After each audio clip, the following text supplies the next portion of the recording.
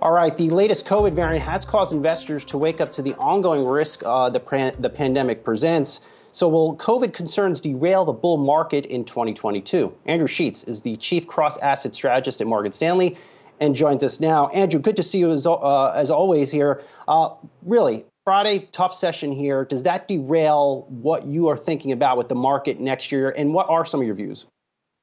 Yeah, thanks. It's great to be here. So look, I mean, I think with all honesty, it's still very early when thinking about the implications of this variant. There's key information that we do not yet know, and that information could determine kind of how severe things are. So to kind of take a step back, I think you had a global economy that in the fourth quarter up through, last week was looking incredibly strong. Morgan Stanley's growth tracker for fourth quarter GDP was above 8%.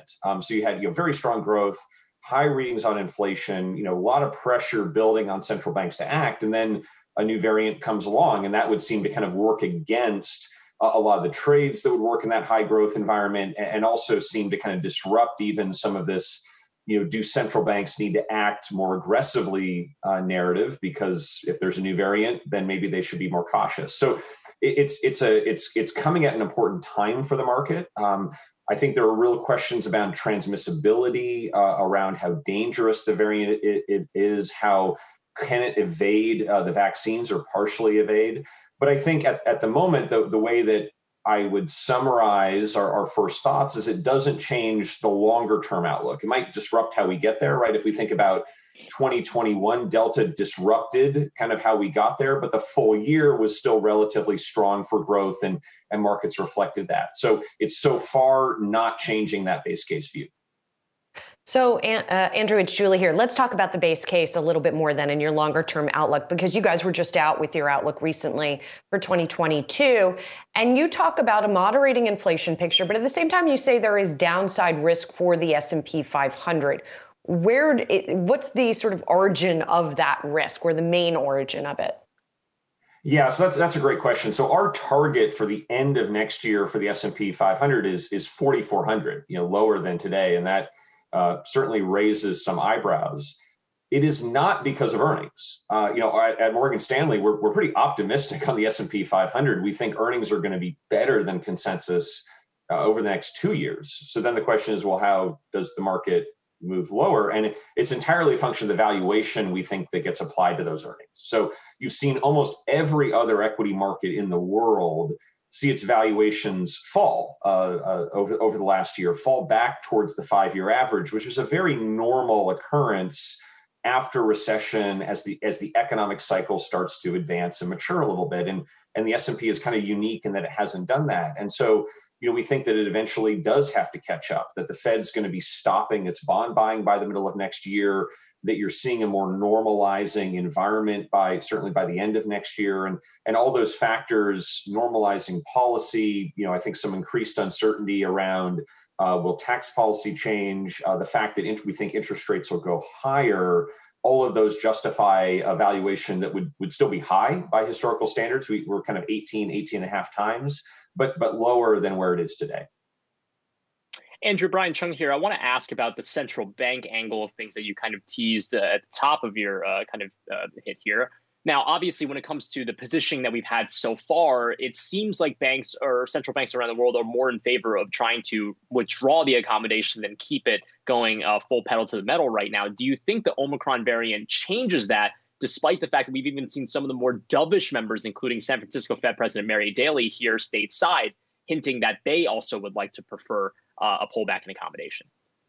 Yeah, Brian. So I think that's a great question, because it's coming at a very kind of awkward time, right? So I think for a lot of the last year and a half, I mean the market has been uncertain, the economy has been uncertain, but I think in some ways you could say the job of the Federal Reserve has been pretty straightforward. Inflation was low, the economy was weak, unemployment was high. There's a global pandemic. Of course, you're going to provide enormous accommodation. Kind of what else could you do? Well, we've seen a big normalization in the economy. Now the inflation numbers have started to pick up, all things that historically suggests policy should also start to normalize. And then here comes another variant, which may or may not introduce downside risk to that picture. So I think the December Fed meeting is going to be very important. I think something to watch out for is, does the Fed kind of try to split the difference to say, look, we're going to slow down the bond buying, maybe even faster than what we were saying before. So we're not going to buy as many bonds as before, but we're still going to keep our rates very low. We're still going to delay the first rate hike. That I think would be an important kind of divergence to watch for. Our base case at Morgan Stanley is that the Fed will not hike interest rates next year. That's different from the consensus, which is expecting at least one hike. But we ultimately think the Fed will be patient as some of those inflation numbers moderate over the course of next year. Yeah, that's interesting as well. Your outlook for stocks, even without the Fed hiking rates, just with it doing the taper. Finally, I do want to ask if you don't like U.S. stocks going into next year. I saw from your note you guys are looking elsewhere, equities-wise, to places like Europe and places like Japan. Europe, to me, is interesting in particular, given kind of where they are in their rate cycle versus here, and also where they are in their COVID cycle versus the U.S. So talk to me about Europe in particular and why you guys like it.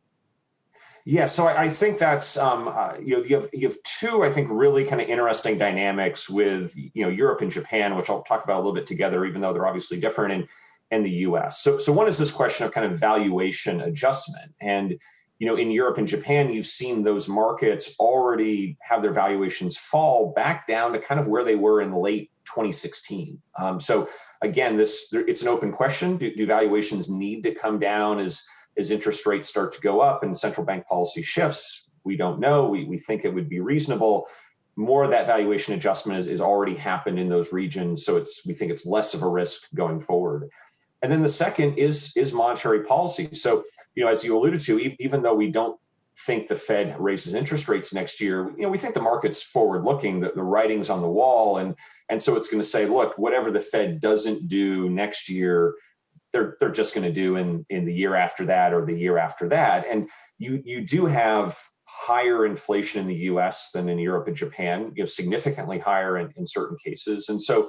For all those reasons, we think the risk or the scenarios where interest rates rise a lot more in the U.S. is just a lot more likely than a scenario where interest rates rise a lot in Europe and Japan. So that's one issue that might come up for U.S. assets and U.S. stocks that seems a lot less likely to come up for stocks in Europe and Japan. Well taken. Andrew Sheets, Chief Cross Asset Strategist at Morgan Stanley. Good to see you.